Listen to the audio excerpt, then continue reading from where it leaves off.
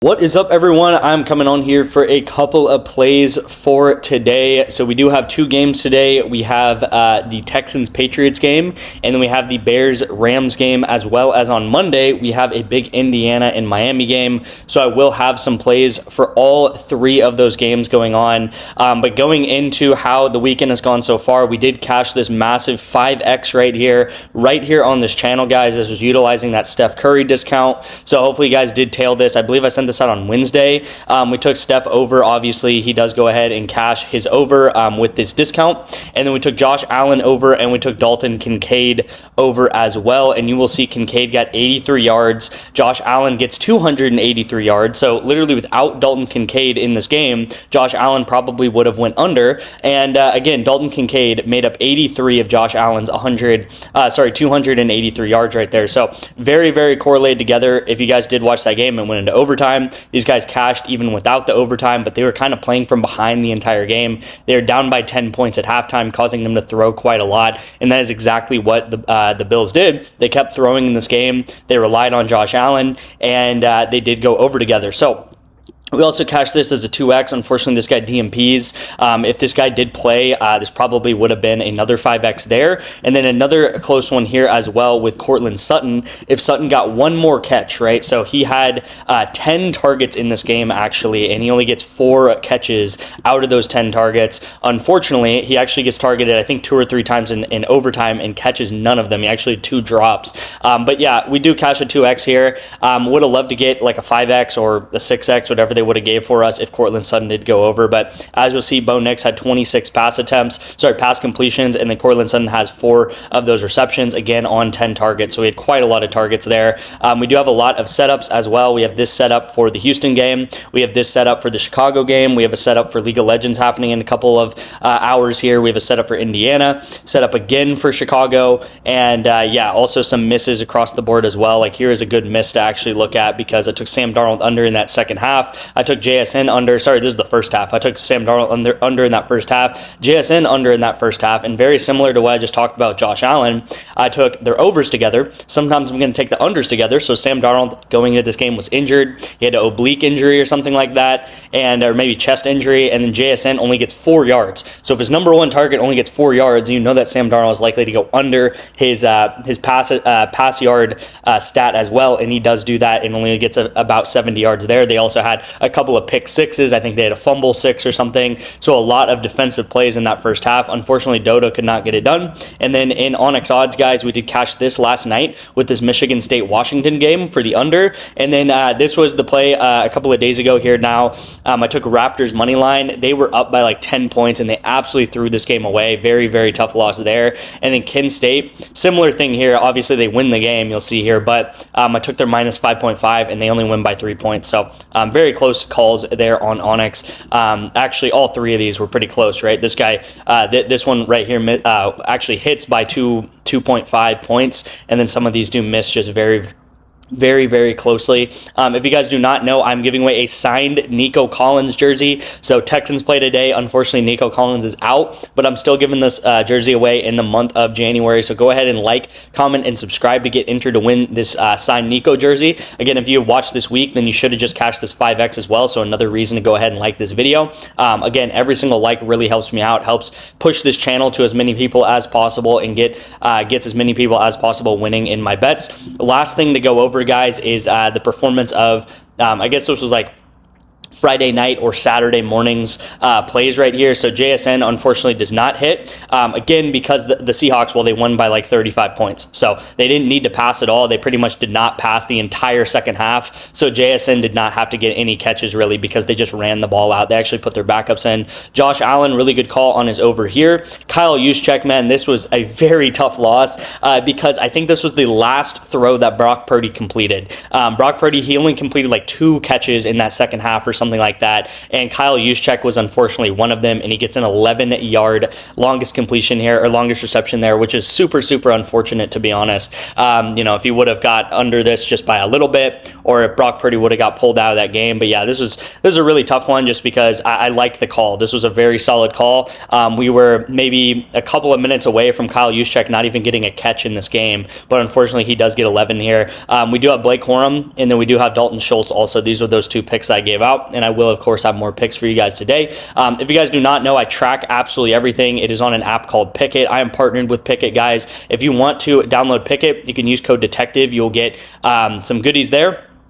And again, I highly recommend Pikkit because this is what I track all of my bets on, okay? It makes it super, super easy for me, makes it super easy for you to track all the bets, and you will see that we're up about 20 units so far this year. Again, we have a lot of setups going into the next couple of days, of course, so maybe we can get this back up to into the 40s, 10% ROI. You'll see the record here as well, guys. Pikkit makes it extremely easy to track your bets, which is probably one of my biggest recommendations if you want to actually become a profitable sports bettor, is to make sure you track all your bets. And again, gone are the days of having to manually input into spreadsheets or anything like that. I know that makes it super, super hard to track your bets. You can just download all of your apps onto Pikkit, and then Pikkit will track the bets for you. If you guys do not know, we are long-term very, very profitable on this channel. As I always talk about, there's ups and downs in sports betting like everything, guys. You got to kind of treat this like a business or like a stock chart. You're going to have up days, down days, but over the long period of time, we do win, and we go up about like a 10% ROI over a very long period of time, which is what we are at right now in 2026. We're 18 days into 2026. So as you have seen, the past maybe like 2 days, 3 days, we've kind of been on a downturn, but if we cash a couple of these 10Xs and stuff like that, we can shoot up very quickly. As you've seen, even in the past 18 days of 2026, we've already done this pattern a couple of times already, okay? So what do you think is going to happen? We're going to keep going up and up and up just like this, okay? That is what happens long term. What ends up happening is a lot of people will end up quitting like down here in these little depressions here, and then maybe a couple of days later we're up here, and they're like mad at me for some reason because I don't know. It's almost like I say this stuff every day, right? So let's go ahead and get into the first pick of the day, which is going to be on Onyx Odds. It is going to actually be a very simple play. We're going to take Texans money line, okay? Texans versus the Patriots. Now, this is plus 145, and I think this should be even odds. This is a 50-50 coin toss-up game right here. So being able to, bet 30 and win 73 on this is very good. In my estimation, this should just be like a 50-50 coin toss-up. Because I really do not know how this game is going to go. I think the Texans could come out looking absolutely amazing on defense, and I think Drake May could really struggle against the Texans, against a defense as good as the Texans, and in a big playoff moment like the divisional championship, of course, or divisional playoff round, of course, and or I think that the Patriots could look really, really good, and we just see Drake May as kind of the next coming of a really, really strong quarterback, I guess, in the league, and he just kind of faces whatever comes his way. But again, the Texans defense looked extremely, extremely good the last game that they just played against Aaron Rodgers and the Steelers, okay? So Texans, I think, could really control this game with their defense. I think, again, it's going to be a kind of low-scoring game, and I think it's anyone's game at this point on Onyx. I'm going to go ahead and lock in Texans money line. Again, we're getting plus money for that. You guys can sign up for Onyx Odds, get $200 in free bets with Onyx, guys. All you have to do is spend $10. Another thing that I highly recommend, and about to get into the Prizepicks plays as well, but is to get Sleeper, guys. Sleeper has probably 3 or 4 promos every single day. I can actually show you this. I have my Sleeper account pulled up, and you'll see they have a Hunter Henry discount. They have DeAndre Swift discounted.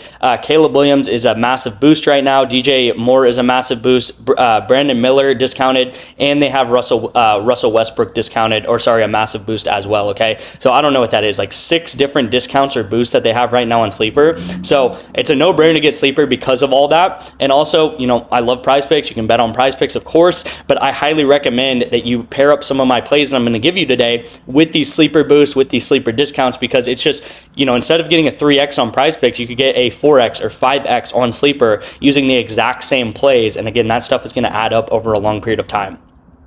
All right, so let's go ahead and hop into the actual picks of the day on Prizepicks. The first pick of the day is going to be Davante Adams under 4.5. So we have the Bears, we have the Rams. The Bears, quite a lot what has happened is that the Bears will fall behind early, and then they'll come back in the third or fourth quarter. And I think that's probably going to happen again. The Rams normally get off to very fast starts, and I think the Bears are going to have to come back in this game and try to mount a comeback. But again, as you saw in that Seahawks game, that Seahawks 49ers game last night, and this is true across the board of all football, when a team is ahead, they do not pass the ball as much, all right? They're going to start running the ball out. If you saw Kenneth Walker last night, I think he had 3 touchdowns, over 150 yards. Again, it's because they kept feeding him. They handed him the ball over 20 times because they needed to run the ball out and just go ahead and win that game. And it's going to be very similar to the Rams if they do find themselves ahead by 20 points or something, which the Bears not historically, but over this season have gone down by 10, 17 points, whatever it is, and now they have to mount a comeback in that second half, causing the Rams having to just run the ball out and stuff like that. So I think Davante Adams at 5 receptions is a little bit too high. I'm going to take him under. I think he gets about 3 or 4 receptions in this game. That's going to be the first pick of the day. Now I'm going to take Rome Odunze to go under receiving yards. Just simply, I think this should be in the low 30s, really. He's really taken a backseat in this offense. I think he's now at this point like the third or fourth best receiver on this team. Bears, again, normally do mount a comeback, but something about this game, I just think the Rams are going to go ahead and win by like 20 to 25 points and just really take care of business here. Kind of similar to the Seahawks game that we just saw. Maybe not win by 35 points, but I think the Rams do go ahead and win by a solid margin here. So that is going to be the second play of the day. Third pick of the day is going to be Drake May, and we're going to take him over rush yards, okay? Like I said, the Texans are going to blitz quite a lot. They are a extremely good defense, coverage defense, and blitzing defense, getting sacks and such, and I think Drake May is going to maybe panic a little bit and use his legs quite a lot. I think he still will have a pretty solid game, but I think he's going to have to use his legs quite a lot, scramble out of the pocket, get a little bit uncomfortable, and I think he might break a couple of runs there just because the Texans are so aggressive with their pass rush. So Drake May over rushing yards. It's probably one of my favorite plays of the day right here. I just think he's going to get, like I said, uncomfortable, have to use his legs quite a lot in this game, and we probably won't see him passing for like 300 yards. It's going to be a very scrappy game is what I'm thinking, okay? So the fourth pick of the day, again, rapid firing through here and getting through these picks, is going to be DeAndre Swift to go under 13 rush attempts. Again, like I said, I see the Bears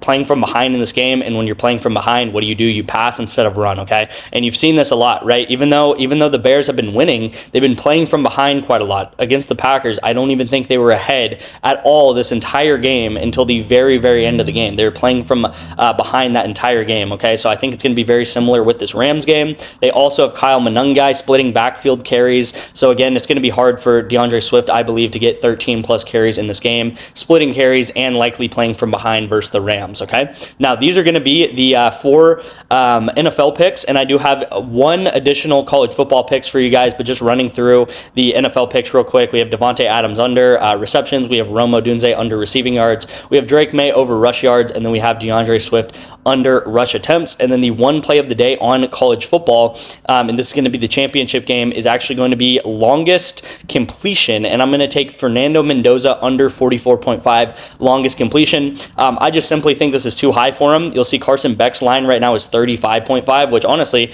is a little bit low for him, to be quite honest. But Fernando Mendoza at 44.5, I know he's a Heisman winner. Fernando Mendoza has been playing absolutely amazingly, but they run a very pro-style offense, okay? They don't really throw the ball down the field more than 25 yards. They run the ball quite a lot. They kind of drive down the field very, very methodically, and they'll sometimes have 8 to 10 play drives, driving down the field, running, throwing little out routes, being very, very accurate while doing so. They're not really a super explosive offense, nor do they really have a receiver that's a super explosive receiver. They have a lot of possession receivers, a lot of guys that can win jump balls, but not a lot of guys that can really have runs after the catch, which is what you're going to need to have if you're going to want a 45-plus yard pass completion in this game. And I think the last game they played, they didn't even throw the ball more than 45 yards. Like, I didn't see one ball getting thrown more than 45 yards, and the longest that he did throw was against Oregon was 36 yards. Okay, so you might see him throw a 40-yard pass or a 43-yard pass or something, but getting that 45, 50-plus yard pass is very hard to do. Okay,